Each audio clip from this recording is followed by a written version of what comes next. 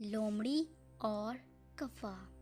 ایک دفعہ کا ذکر ہے، ایک کوا بہت بھوکا تھا اور وہ کھانے کی تلاش میں ادھر ادھر اڑنے لگا۔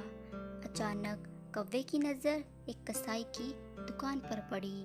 کوے کو کسائی کی دکان سے گوشت کا ٹکڑا ملا، جس کو وہ منہ میں لے کر اڑنے لگا۔ اڑتے اڑتے وہ ایک درخت پر جا بیٹھا۔ کوا بہت خوش تھا۔ وہیں پاس سے ایک لومڑی گزر رہی تھی جو بہت بھوکی تھی۔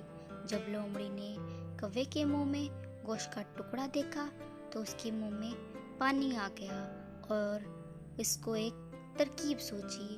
وہ کوے سے کہنے لگی، کوے میاں، تم کتنے اچھے ہو، تمہاری آواز کتنی اچھی ہے، میرا دل کرتا ہے تمہاری آواز سنتی رہوں۔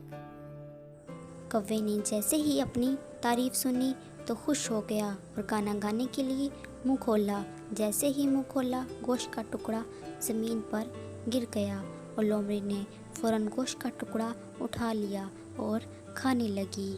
کوا بیچارہ منہ دیکھتا رہ گیا۔ پیارے بچوں، ہمیں اس کہانی سے یہ سبق ملتا ہے کہ خوشامد ایک بری بلا ہے۔